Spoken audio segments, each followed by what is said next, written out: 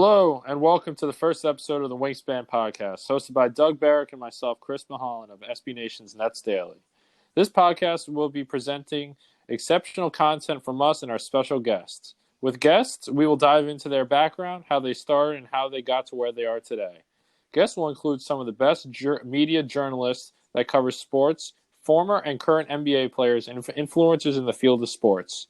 Before we dive in, Doug, can you just talk a little bit about the creativity behind the name Wingspan Podcast and the logo design? So originally I wanted to do a podcast where guests ate and rated wings as we chatted during the span of the episodes. Unfortunately, it was too similar to First We Feast Hot One and Barstool's One Bite. So I decided to keep the name to pay homage to those great shows. Wingspan will cover a prodigious demographic of fans, so I wanted to give them a saucy design, a drumstick with wings. That's very creative, Doug. Got to give it to you. And those two shows are clearly on the rise in popularity, and they are only going to continue to grow. So let's just transition. Let's hop into our backgrounds, and let's talk about ourselves for a little bit. Okay, so I'll start it off. So my background's pretty simple. So I'm from Emerson, New Jersey, which is in Bergen County, New Jersey. Currently, I'm a senior at Montclair State University, studying and majoring in television digital media, with a concentration in sports media and journalism. I'm also minoring in sociology. So I went to high school at Emerson High School. Obviously, college, as said, I go to Montclair State University. What do I do now? So now, as many of you guys probably know, I'm a writer and reporter for Nets Daily, covering primarily the Long Island Nets. So obviously, when I went out to training camp last week, and I just covered Media Day on Wednesday, and I will be covering all the Long Island Nets games starting Saturday's season opener, which is away in Fort Wayne, and their first home opener is in Nassau Coliseum on Monday. So, and then aside from the basketball reporting, I'm a social media intern for the Naismith Trophy, so we cover everything kind of basketball related. The Naismith Player of the Year, Naismith Defensive Player of the Year, every trophy behind the Naismith. So, me and about I would say 20 other interns, we cover the social media. And my role specifically is to just cover the Player of the Year. And then Doug, how about you? What are you up to? Can you give the listeners a little bit about what's your background, where you went to school, your major, and kind of what you do now? So I'm a Brooklyn boy, although my accent comes and goes. Most people are shocked because it's barely even there. I went to the University of Hartford in Connecticut, not to be mistaken with Harvard. There was once a time where President Obama went to our school, and we were shocked because why in the world would he go to Hartford when he could have gone to Harvard? Other than that, I was class of 2014, graduated with a history major, Judaic studies minor. One of my friends, my roommate in my senior year said, Doug, you're just going to be jobless. Well, thankfully, I'm not. Full-time job right now, working at a museum, been there practically 5 years, and living at my own place. So I don't do anything as much and as elaborate as Chris. As you know, guys know, I'm a Nets fan. People call me a Twitter celeb. I don't know about that, but I'll take it. I think you have the clout by now to be called one of the Nets super fans, one of the original Nets super fans by now. That most definitely. Appreciate that, man. Most definitely. And then obviously, Doug, one thing I wanted to ask you is obviously you brought up that everyone knows that you're a Nets fan, stuff like that. But let's trace it back a couple of years. Obviously, before we started recording, you talked about our age difference, but we're not too far apart. We're both 90s guys, and but in the end, so kind of just what other than the Nets, kind of what are your favorite sports teams? Well, before we get into that, 90s guys. I mean, bro, you're born in 98. Most people would not consider you part of our great decade. I just made the cut. Like I still got to relive a lot of the good shows back in the 90s and kind of what defines the 90s guys. But yeah, I'll give you the benefit of the doubt that I'm not a true 90s guy. But I made the cut. All right, sure. Well, if you made the cut, we'll give you a pass for now. But yeah, back to the sports. So I grew up a Mets fan. I wasn't big in sports, I'll go to a game now and then. But surprisingly, to most other Nets fans, I didn't start joining until the Nets moved to Brooklyn. I didn't even watch basketball prior to that. I knew Really? Jason Kidd. Yeah, knew Jason Kidd because my pops would always watch in my bedroom because I always had the biggest TV for whatever reason in my bedroom. And I'd just be on my laptop playing computer games like Counter-Strike Source, which you may or may not know. But yeah, he always watched Jason Kidd era. I always knew the name, always watched from the corner of my eyes. And the funny thing is, the Nets have been around even longer in my life because my dad grew up watching them in the early 70s, I think the year before Dr. J started dunking on the scene. Oh man, well hey, that's an OG Nets fan right there. You can't get more older than that, especially because my dad's not technically the same. He was back then. I had to well, he would even admit it. He was a big Celtics guy back in the Celtics Lakers rivalry, and especially even dating more back. But on my side of things, I guess you could say, well, I'm from New Jersey, and I'm in Bergen County, and when I grew up, the Nets were in the Izod Center, and that it's a very short drive from my house, not too far. So whenever I got the chance, and obviously back then the tickets weren't too high, so me and my dad and a couple other friends, we'd commonly go out there, watch a couple games, and I remember I would say the first season I really started getting into like the Nets basketball. I know the first year I really started getting into basketball was watching what was it, '07 finals, '08 finals. And that's when I really started to kind of like gain an interest in basketball back then. But other than the Nets, I would say first I'm a big Yankees fan. That's number one. And but football, I got to go with my Giants. Obviously, we're not too hot right now. We got Danny Dimes, but there's some bright ends to the end of the tunnel. But we got to just work on it. Obviously, the Yankees have their own struggles, but hey, you never know what we could land in the offseason. Just to shout that out, maybe Cole and Strasburg, but you never know. Well, yeah, I mean, it's nice that we share at least one team, but as I'm going to lead off to, I'm a Jets fan. I'm sadly to say it is my family team, but I did not start following the team until one of their best recent seasons, which was when Fitz had magic. For Yes, real? when we had Okay. Brandon Marshall, Decker, and all that firing all cylinders. And what happens next year? We get robbed. You get robbed. Yeah, I was about to say. I was waiting for you to bring that up. Fitz magic goes tragic, and then all that, hype. And then I know what my family has been feeling like since my grandpa started following the team decades ago. Okay, But I'm that's just not. glad both of us can share the Nets. I'm just apologize that the drive is a little bit farther from you. You can thank Mr. Rat in there, Prokhorov, Yeah, among others. yeah. I miss the times where I would just hop in my dad's car and just take a nice stroll down Route 17, and just hop on Passion Plank Road, just pull right into the complex. Now you gotta. Now it's all public transportation, but hey, you can't complain. But kind of No, I can't. switching gears a little bit. Let's kind of just talk about our hobbies outside of sports. So obviously, we talked a little bit off air, our passion for video games and kind of music, and obviously we had that little '90s movies and growing up in that time. But just talk a little about kind of what your hobbies are outside of obviously what people know you for being a big time Nets fan. Can you just talk a little bit about like your hobbies? Well, I gotta say, I mean, it's minor. I'm not a cook like some beat writers out there, but I do dabble with some chicken and egg recipes. So I'm a very basic chef when I decide to actually go grocery shopping.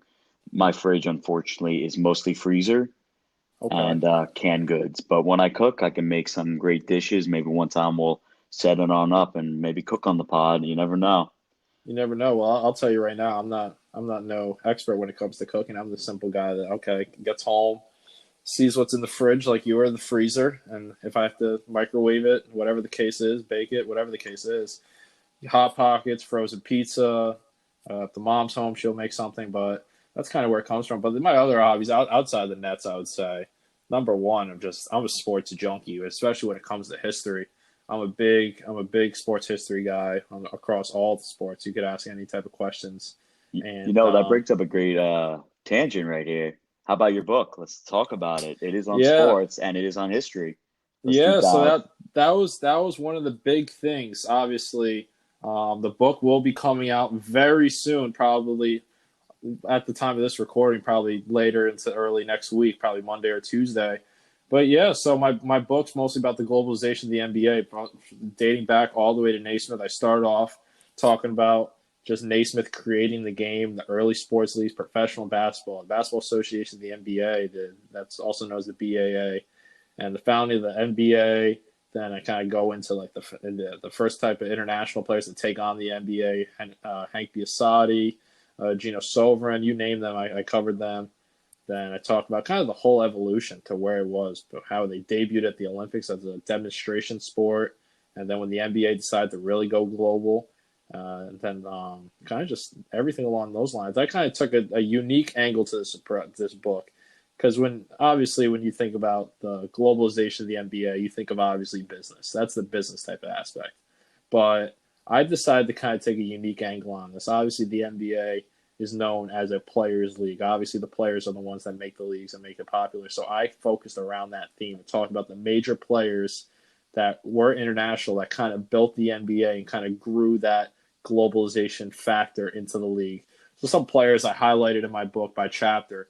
Obviously, a lot of people don't know. You could call him international. You could not call him international. But Dominique Wilkins was born in France because his parents were over there during the serving in the army. But I didn't know that. Yeah, that's really the first player I kind of lead off with in a single chapter, and then I kind of get into the very well known guys. Keem the Dream Olajuwon. Obviously, I dive in deep into the Patrick Ewing, the conspiracy between the 1985 fixed NBA draft lottery. Then you go Manute Bol, just shout the names off the top of my head. Manute Bol, Drazen Pekovic, Dikembe Mutombo, Detlef Schrempf. You talk about Arvydas Sabonis, Rick Schmitz, Divock, Tony Kukoc, and everything like that. And then on top of, obviously, I added in the facts of some events and some teams that really played a factor into the NBA globalizing. Obviously, if you had to think of one team that really was the catalyst of NBA globalization, there's no question it's the 1992 Dream Team.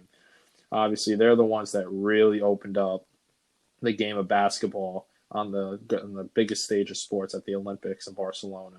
But then after that, I talk about the NBA expanding into Canada, starting with the Toronto Raptors and then the Vancouver Grizzlies. I talk about the rise and fall of that franchise, what happened, the Steve Francis saga that happened with the Vancouver Grizzlies. Obviously, a lot of people think that Steve Francis was the one that really started that downfall at the Vancouver Grizzlies when they drafted him, even though he publicly said he did not want to go there.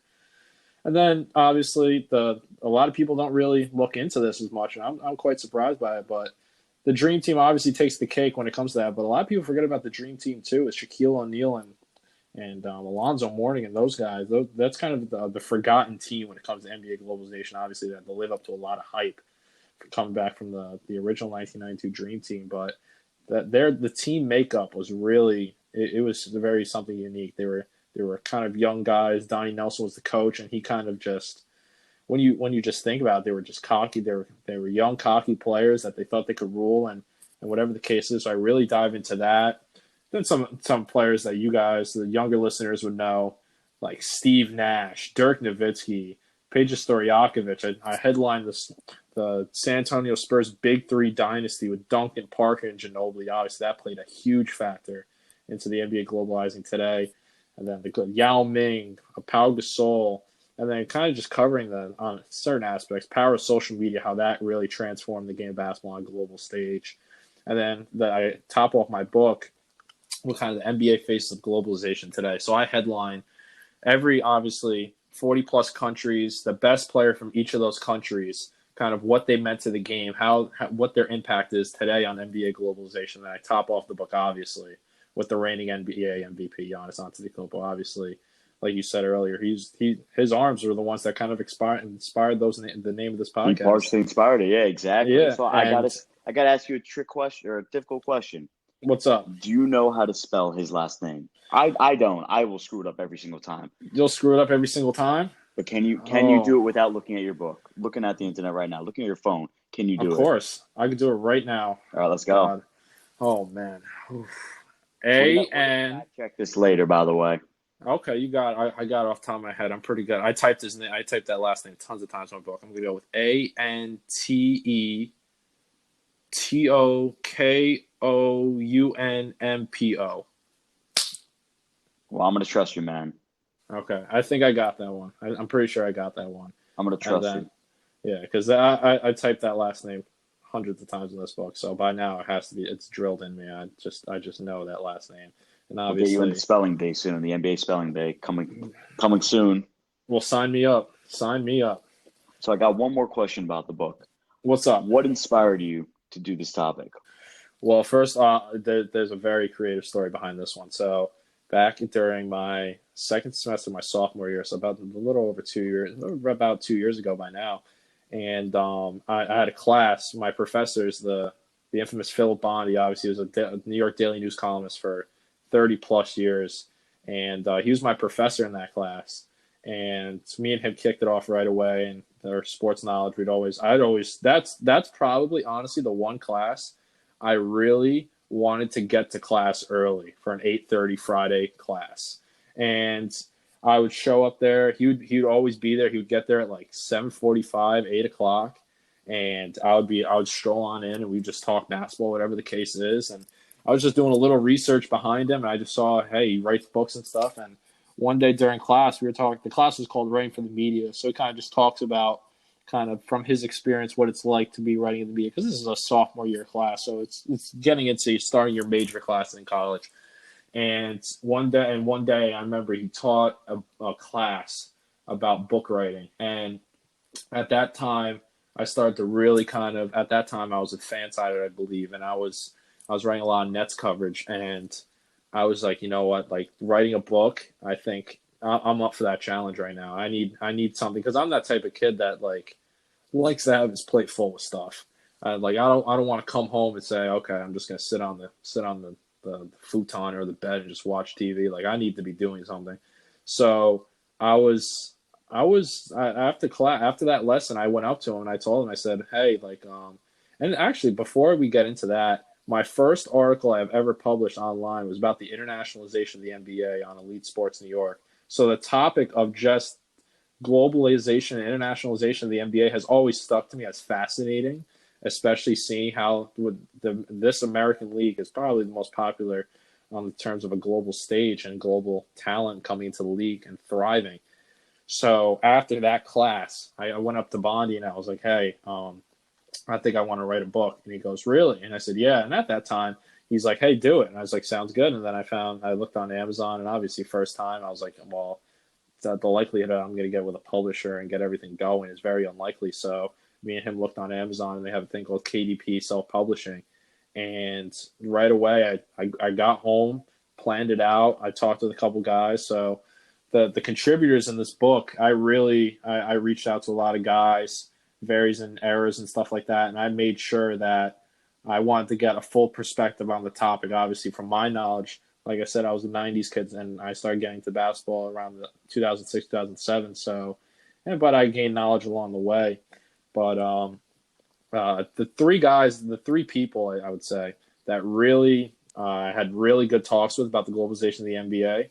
It's obviously Philip Bondi, Harvey Erickson, and Kelly Whiteside. Those three people, they quoted it. They have quotes on the back of the book talking about the full read.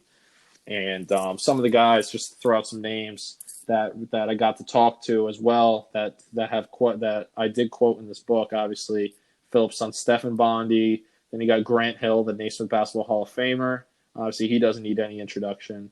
Brian Lewis, Robin Lundberg, and the list goes on. John and Musa, and then like my internship boss, Eric Oberman, and a lot of other guys. Alton Bird, obviously.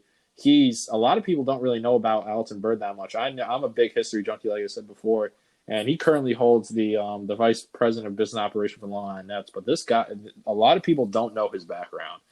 And this guy is a five-time Scottish League champion. He's one of the most revered British pro basketball players of all time.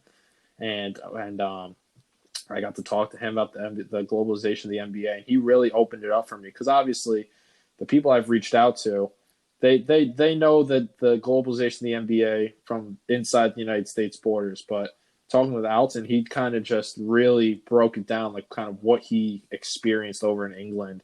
And he wasn't just one of those guys that from the United States that went over there and played a couple of years. He played like a lot of years overseas, so he knows exactly how basketball is across the pond.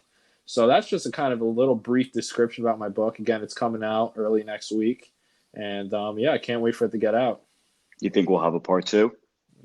Oh, most definitely. Once this book comes out, I've already been thinking about a couple topics and stuff like that, and I've been in some talks with a couple other publishers and stuff. But As far as now, just brainstorming. Probably take a week off from the book writing once it's out. I want to see how it does and stuff. But there will definitely be in the. I'm not going to say the upcoming year, obviously, because this book took 2 years in the making for me to write. Just because obviously balancing school, my network on the outside, my social media internship, and just everything on top of that. It was a lot of work, but I'm very glad. I'm very proud that I could. I wrote this entire book, but there's definitely going to be a sequel, and I don't know. We'll have to kind of see. Maybe it'll just depend on how everything kind of relates with China and stuff. But I'll give you a sneak peek. My next book is probably going to stay away from the factor of NBA globalization and be focused on a certain person.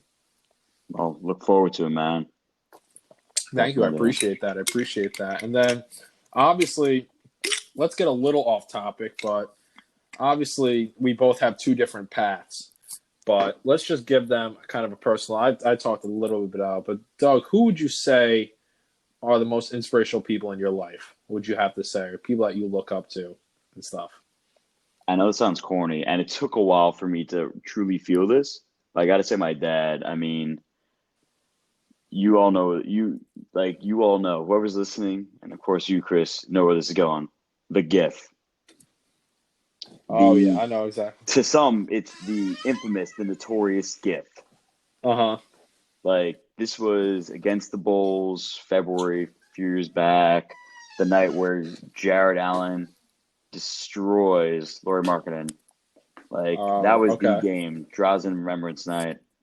And for whatever reason, like, camera got on us and all, and I was just, like, thinking, like, this is great quality. This is, immortalizing. What an amazing moment with my dad. Like I said earlier in the pod, I wasn't into sports growing up. I was a video game kid, TV kid, like a couch potato, like literally a couch potato. You put me in the oven, I'm seriously going to bake, like turn me into fries, whatever. But that was me. I'm still on the couch, but now I'm watching sports. That's the big difference. Hey, that's not a bad thing going though. Because nowadays on TV, that's all I watch is sports. Yeah, that's it. That's if you ever come into my house and you see me watching the TV, you can guarantee there's some form of sports on that TV. But I would say in my case, my inspirations, I would say obviously outside, I would have to say my parents as well. They've been there since obviously day one. They've helped me out along the way. And then obviously, I would say the biggest inspiration I have is obviously my grandfather, honestly, because he's the one that really. He kind of I don't know how to describe it, but he's the one that kind of really built my work ethic. I would have to say, because in high school I played some sports and stuff like that, but I didn't really have that mindset. Like I didn't think ahead of college. I didn't think too highly of grades, but I still was a solid B student. But he was the one that really built my work ethic, and obviously.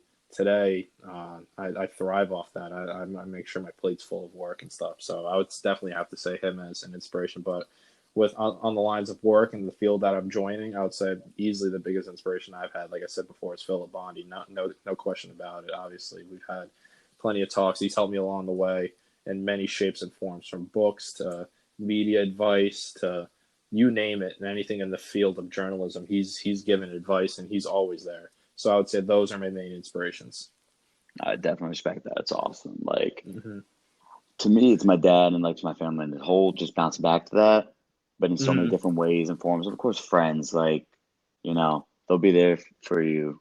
I'm not going to go in deep dive into the TV show right now, but like, it's true, man. Like, and the Nets, like the Nets and the Nets. You can't forget about the Nets. Sorry. Let me back up. Brooklyn, like not just the Nets. To me, it's my home. Like Brooklyn Nets have this weird passion, but I don't know. We get overly offensive. There was this one time going on a light tangent. It's come back from a Jets game. I'm going to refrain from some language used, but some guys like go back to Jersey. Oh yeah, and I was like, I didn't even get offended by the word that he used towards my friend. Then I got offended. He's like from Jersey. No offense, Chris. I'm like, I'm from Brooklyn. It's just, I completely ignored the foul language he used. And it's just like, yo, I'm from Brooklyn. It's just a weird thing.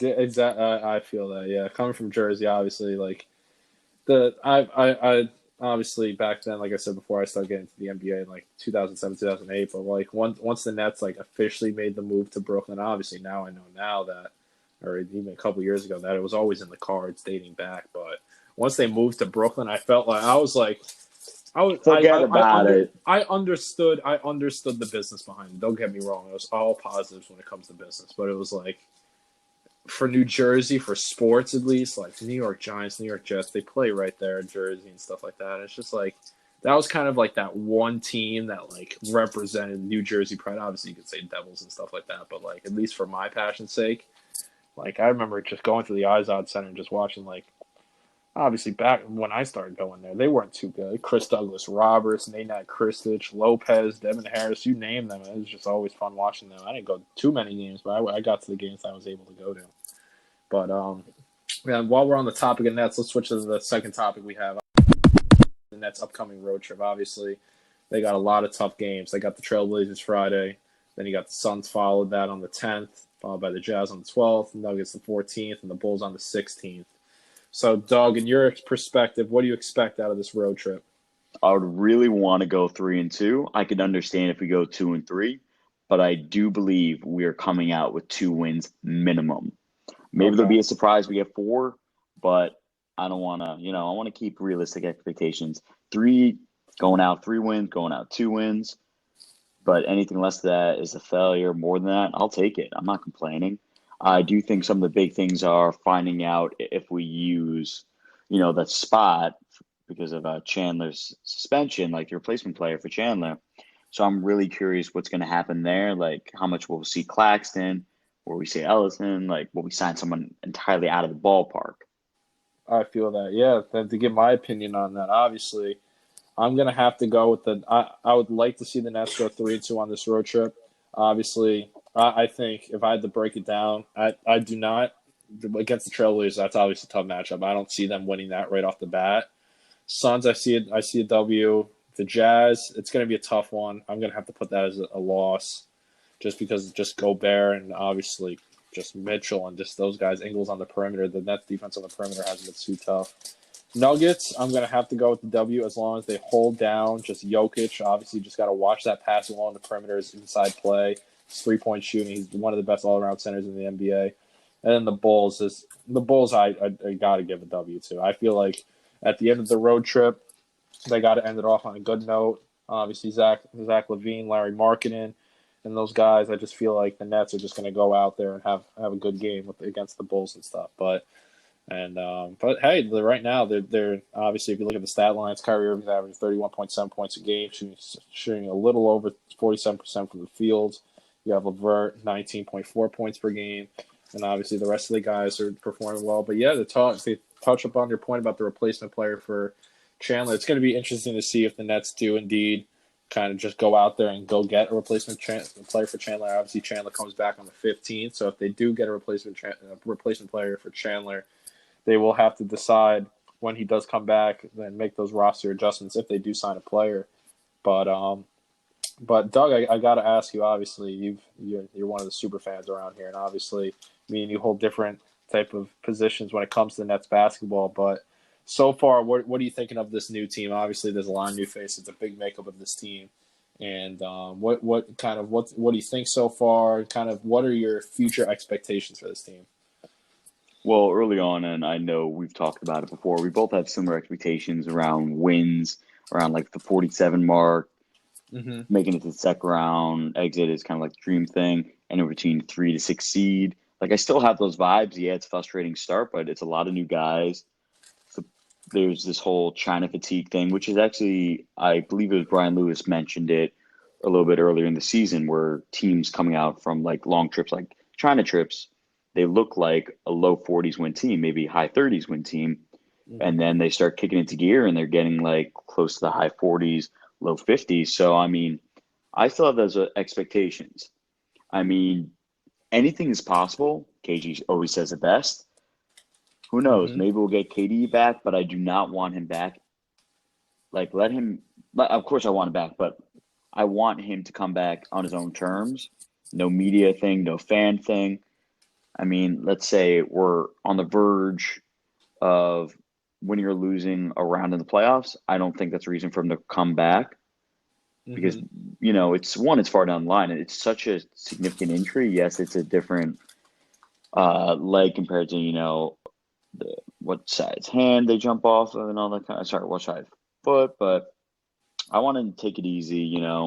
He's a franchise player. He's on the other side of his career, but he's still going up. But I want to take it Mm-hmm. easy. And right now, uh, one thing I completely skipped over with the early thing, jumping into already March and April, is everyone needs to chill out.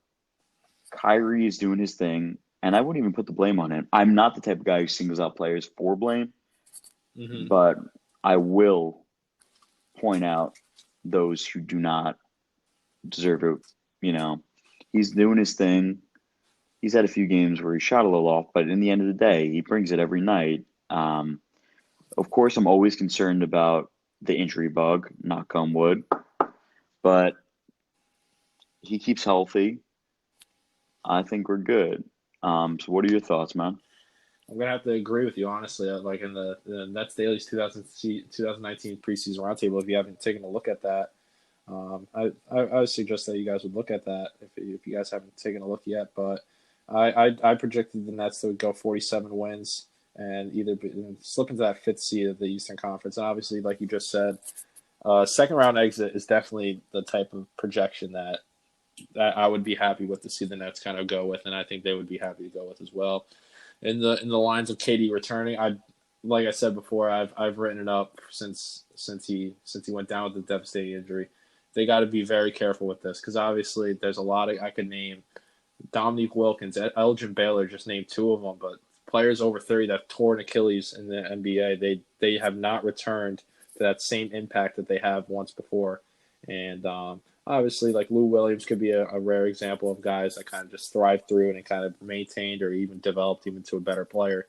But with Kevin Durant, you got to be very careful with him because at the end of the day, what I want to see him, obviously, a lot of the reports are coming out, obviously, with the media. Kevin Durant and Sean, they're going to say, hey, like, don't expect me to play this year.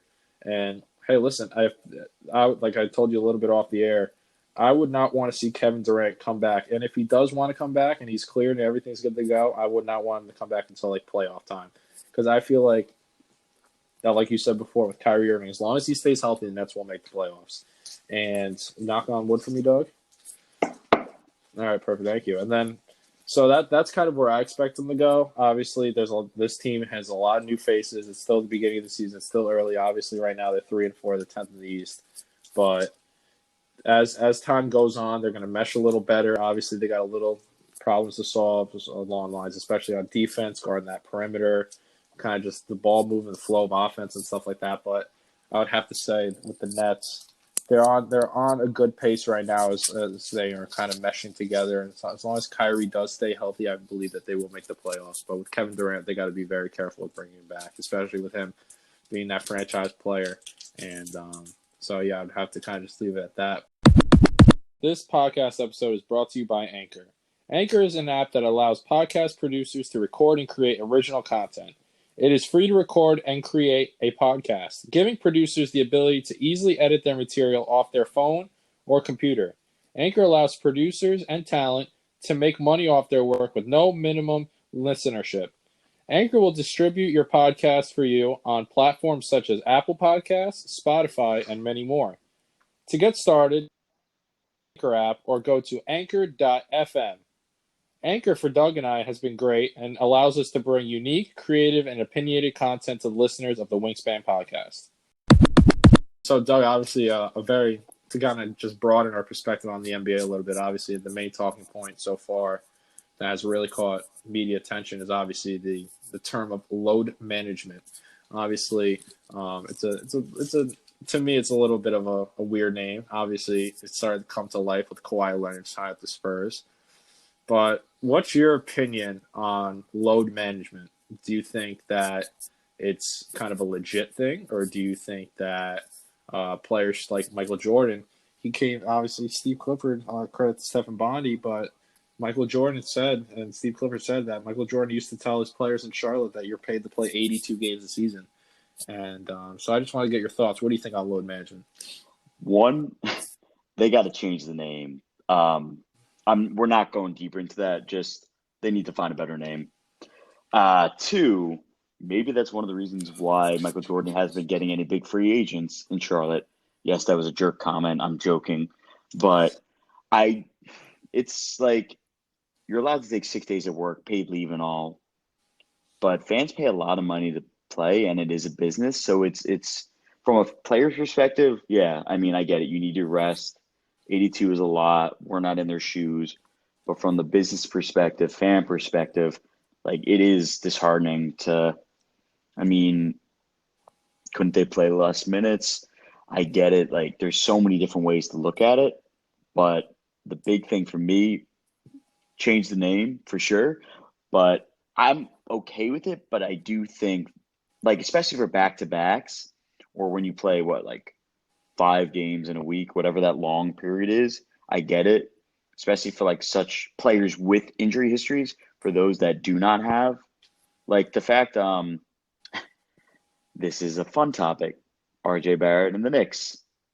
Kid is Yeah. young. Unless they're gonna, play him into the ground the way our good friend Tom Thibodeau did with Jimmy Butler. Like, he's still young. Those legs are gonna stay fresh. He's not gonna look like he's 40 at the end of the season. So, I mean, you got to take so many different things in consideration.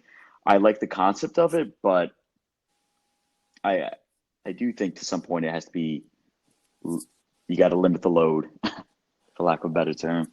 Okay, yeah. To get my perspective on load management, obviously, listen, I'm not no player. And obviously, 82 games to play all 82 games in the NBA is very rare nowadays. And I understand players need their rest. And trying to just touch on that, it's just like with load management, it's a very it's player specific. Obviously, if a player is coming back from an injury, obviously they're gonna have to be on minutes restrictions and stuff like that. But at the same time, like very popular views back in the day when the Spurs, obviously with Kawhi Leonard when he sat out with the injury and stuff like that, a lot of the main talking point was like you said, fans do pay a lot of money to go see that one player. Obviously, Kawhi Leonard on the Spurs, he was the man of the show and then when Tim Duncan and the Spurs trio kind of just split up, he was that man of the show. So with load management, I would say it's player specific, but that's kind of just my opinion on it. And then Doug, I got to ask you as well. Who are some of your surprise teams this year? Either good, like good surprise teams, or who kind of surprised you so far that aren't doing too bright? What teams? Well, it really depends on the perspective. Like, sometimes you got to look at the players themselves. I mean, the Mm-hmm. Heat have, had a little more fire to them, Mm-hmm. and pun intended, of course, because they got their rookie out there lighting it up. Mm-hmm. John Morant, like, looking like what everyone expected him to from a top pick.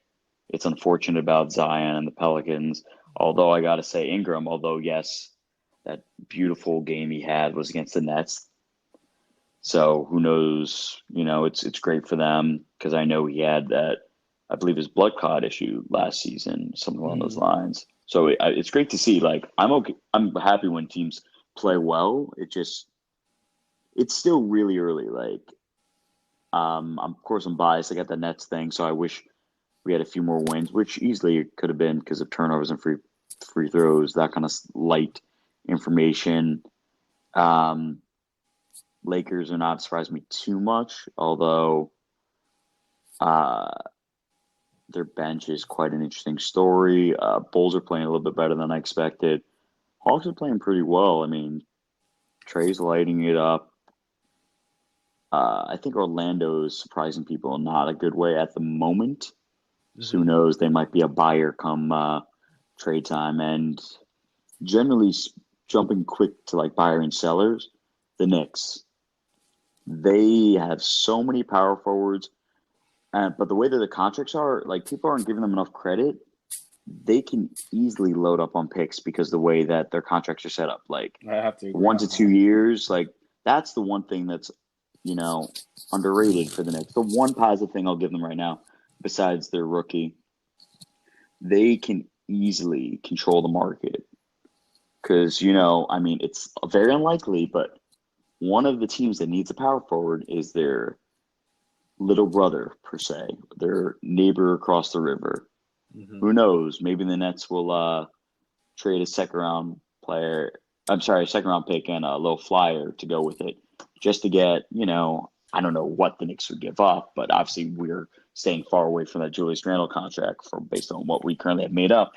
But we need that kind of bully. Okay, I feel that. Yeah, and to get my perspective on surprise teams, either good or bad. Obviously, the Heat were the number one team that really caught my eye this year, and obviously, like you said, Tyler Hero's proven that he's the steal of Oh, the draft so beautiful, far. He beautiful. is. I wasn't too fond of him at Kentucky, but I'll say it straight up. I know a lot of guys. I might hear it in the comment section and stuff like that, but I've said it from the very beginning since before even draft happened. I said R.J. Barrett is going to be the best rookie to come out of this draft class because a lot of people don't know he was literally out of high school.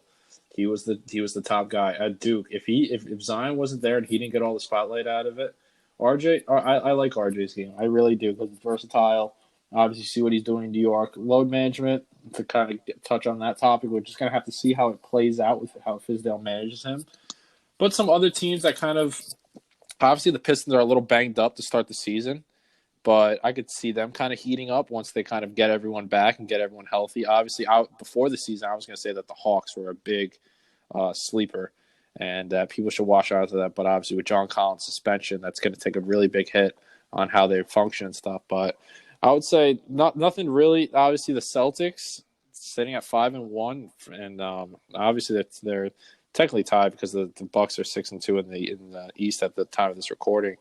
But I would say just with the Celtics is just like obviously with Brown getting the money, obviously Tatum and just Kemba and that whole makeup of that roster. It's kind of interesting how to see how they're all playing together, meshing together, and everything. And trying to just move. Especially with the rebirth of Hayward right now. He's looking like Yeah, his old self. yeah, I'm glad to see Hayward kind of just playing at his own level, coming back to that, showing kind of visions from that Jazz, from his time at the Jazz when he was really good. And obviously, his play got set back from the devastating injury he suffered in the season opener when his first game as a Celtic and stuff. But kind of just moving from the Western Conference, obviously, I was a big, obviously, with the Mavericks, obviously, when they got Porzingis and pairing pairing it with Doncic and just the kind of the makeup of the role players that they have on that team, it's kind of interesting. Obviously, the Lakers, no surprises there. Obviously, I picked LeBron to win MVP. I think he's got a lot to prove. And I just think that he's going to have a dominant year, especially obviously being last season. He didn't really get obviously he had injuries and stuff, but he was named third team. He just really didn't kind of live up to kind of what people are expecting. Obviously, everyone's saying, oh, he's starting to slow down a little bit, but like going on to that rant and stuff. But I just feel like LeBron's going to really have a big year, especially with his clutch sports buddy, Anthony Davis, right there. And first off, I just want to say this publicly: Anthony Davis is not going to go to the Chicago Bulls and leave the Lakers. So whoever, I'm just going to put that out there. That's personally my opinion. That's not fact based. That's not source based whatsoever. That's strictly my opinion. But I just do not see that happening whatsoever. Maybe in a few But years. maybe in a few years down the line, depending on how the Bulls make out and stuff like that. But I don't see him leaving the Lakers, being with LeBron, having mostly great role players around him. And just how the Lakers are, the Battle of LA going on right now with the Clippers and the Lakers. I just So don't fun. see. I don't see just Anthony Davis saying, you know what, I'm going back home to Chicago. I do not see it. No matter, I just do not. But some other teams that kind of surprised me, the Suns, obviously. That's Oh the my big God. thing. Yeah. Obviously, Aiden's suspension. I thought was going to take a big hit, but they're sitting at 5-2 right now. Booker's really stepping it up. Booker, I got I've said it for a while now. Booker's that one player that he's got a couple All-Star snubs to his name and stuff like that, but he is the most exciting player in the NBA that has not been an All-Star to play in the NBA easily. And right now, I would easily tune into his games. But kind of getting on the disappointing kind of trend of teams. Well, the Warriors, it was evident that they What weren't a going what a to. crazy curse. It's crazy curse, obviously, and then obviously with Thompson going down, Durant leaving, Curry's big handbrake and stuff like that. That kind of stinks. And obviously, if you just compare the starting lineups from last year to this year, it's just that shows it. But Obviously, no one really expected the Warriors to kind of get off to this kind of start. Obviously, I expect them to kind of start slow. And I like my guy D'Lo over there. I think he's going to do great. But I just obviously he's banged up a little bit as well. But I just wish that he does all the best over there. And then Kings, I expect a little bit more. A little bit more. I expect De'Aaron Fox to have kind of a big year. He's doing good as it is now, but I was expecting him. Thunder, Grizzlies don't surprise me at all. Timberwolves don't surprise me. Trailblazers, they gotta kind of keep get meshed and kind of get going on the right track. The Rockets, it's gonna be. I'm interested to see how D'Antoni does kind of weigh out the Westbrook Harden kind of duo throughout the season. Obviously, it's shown throughout the 8 games that they already played that he likes to have at least one of them on the floor at a time. And I'm gonna. It's interesting to see how Russell Westbrook's gonna really embrace this role of obviously at Oklahoma City, he was the main guy. He was Mr. Triple Double and stuff like that. And obviously he's a reigning MVP. But in Houston, obviously Harden's the go-to guy. So it's going to be interesting to see how he kind of accepts that role and kind of how they mesh together, especially when the postseason comes around. That's going to be a big thing to kind of keep an eye out for. But those are kind of, I would say, my surprise teams, I would have to say. But yeah, so I'll just have to go with that. And one other thing that took me by surprise, the Luke Walton hiring with the Kings. Yeah. I mean, I didn't get it. And I mean, we'll see if they get their act together. But that's the thing. You go from you led the Warriors to a great win, but look at the roster you had. And then you go to the Lakers, not as good a roster. And now he has the Kings. So it really shows what kind of coach you are, depending on what kind of team you have. And right now we're seeing kind of the opposite of that with Kenny Atkinson, how his roster is slowly improving each year, and we keep that trend positive. So we'll look forward to that in a few more months as we keep this season rolling. Yeah, because Kenny, first off, I've talked to the players that I've talked to that aren't on the Nets, just off the record, just talks with them. I remember with Evan Turner when I was talking with him at Naismith, I just asked him just about kind of just about the Nets, and he said, yeah, they're a rising team. That was about a year ago, and obviously you see kind of.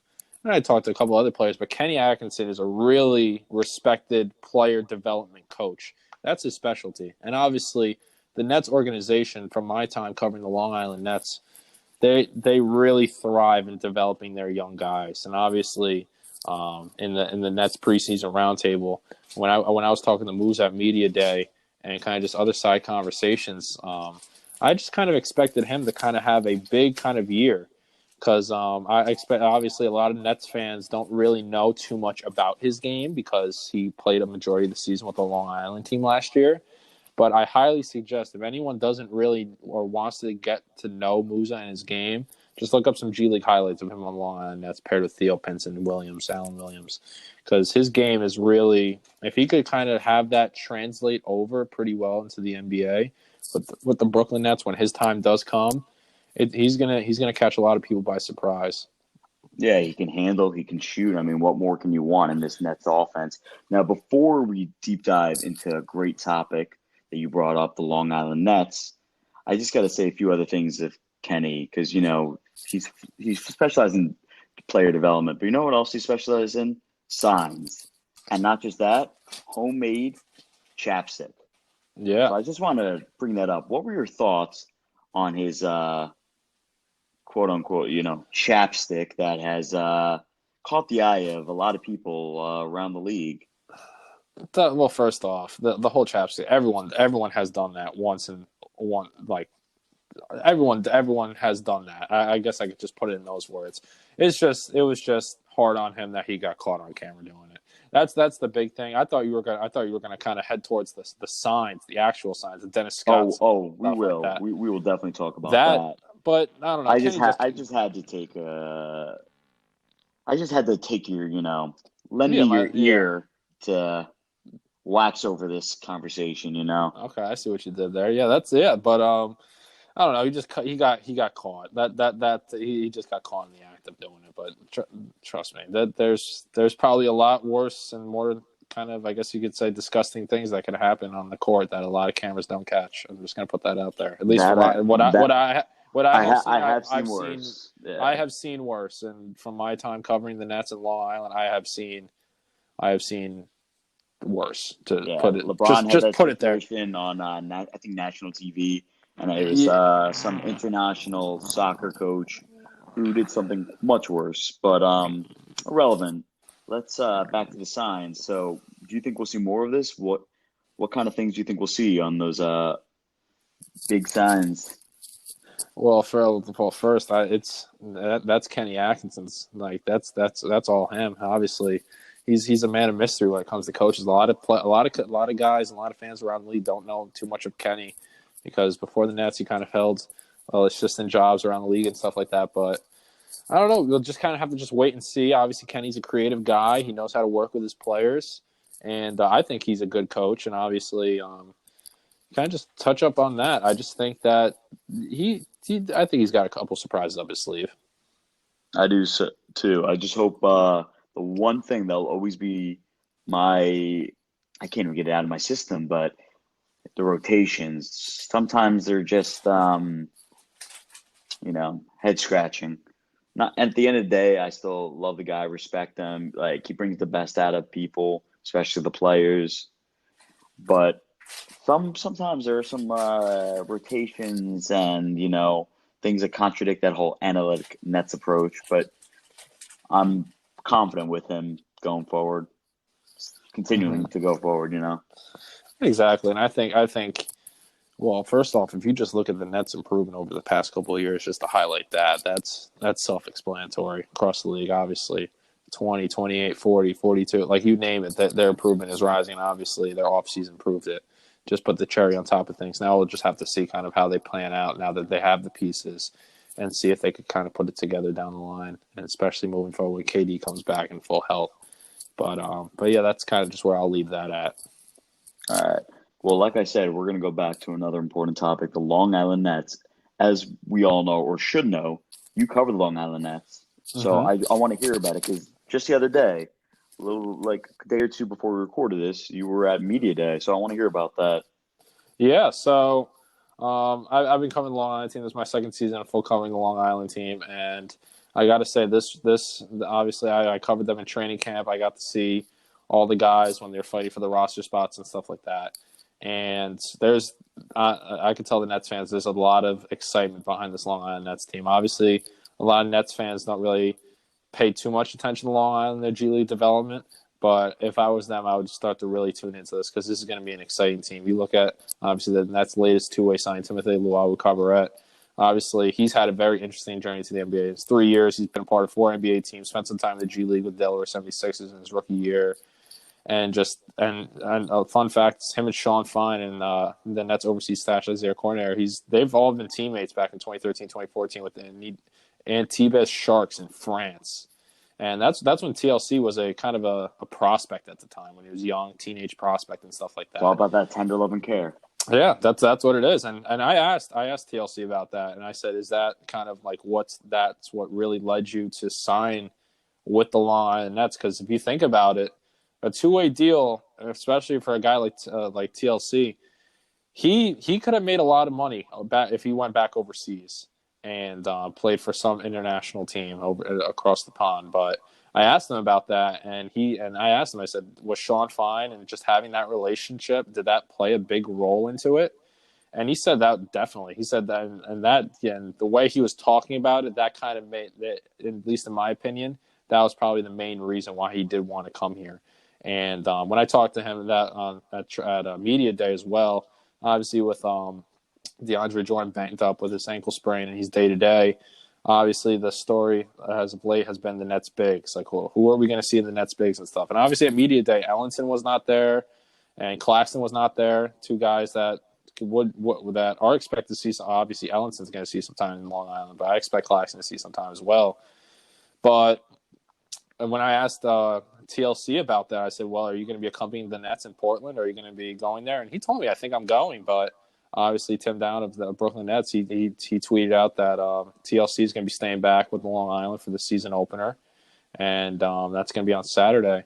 But I would say just from my experience and really kind of covering this team day by day and seeing the breakdown of this roster from training camp to what it is today, and obviously leading up to Saturday's preseason opener. Some players they really keep an eye on. Obviously, Jalen Hands he's probably the most well-known prospect when it comes to the Long Island Nets because obviously everyone knows Jalen Hands. He's this guy with on YouTube back in high school. He recorded over 1 million views just on his highlights.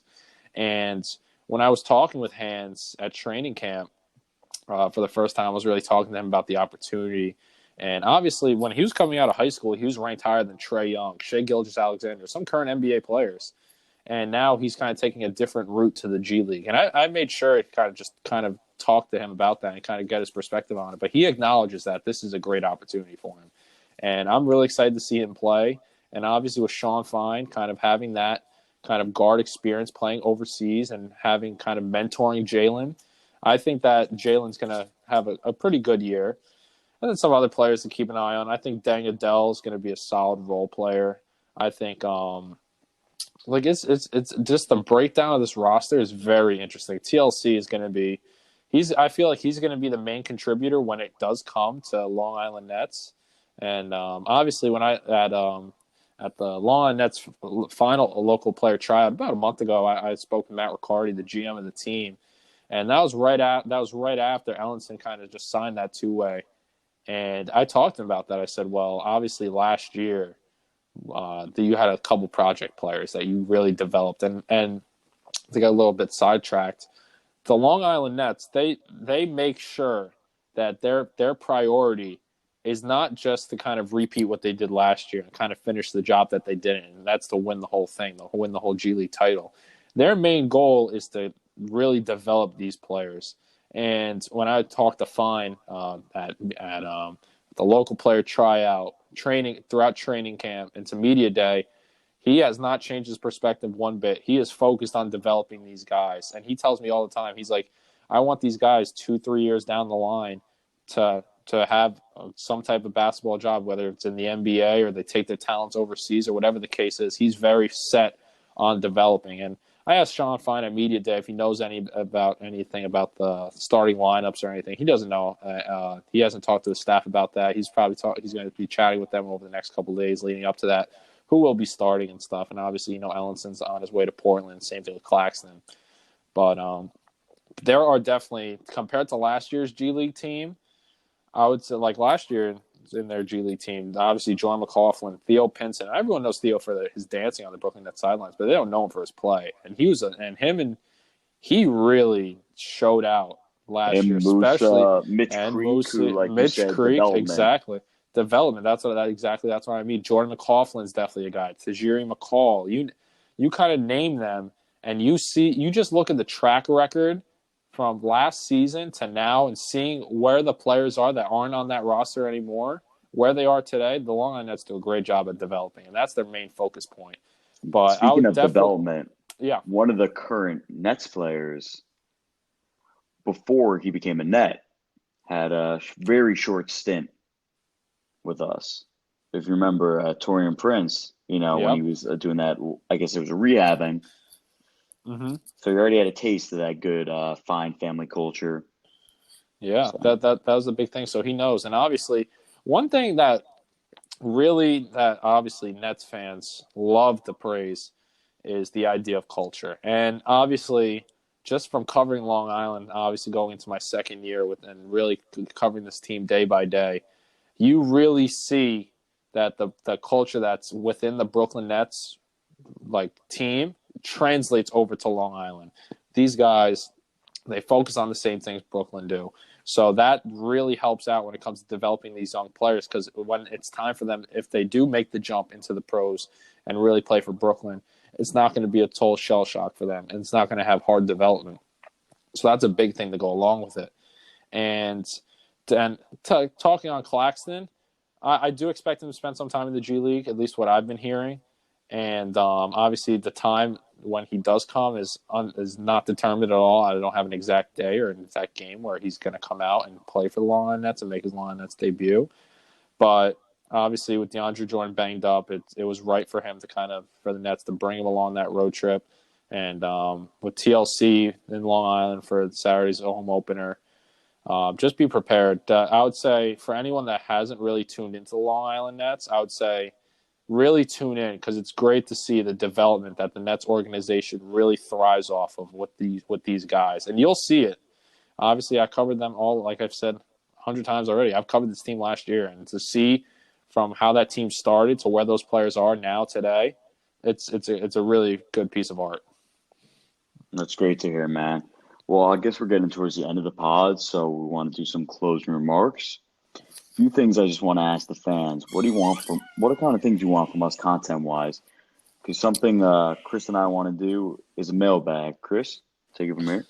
Yeah, so we're thinking for after each episode of the podcast, we want to do a Wingspan podcast mailbag. So you guys, the fans, would submit questions to our email address. The email address is located in our Twitter and Instagram bios. It's wingspanpodcast@gmail.com.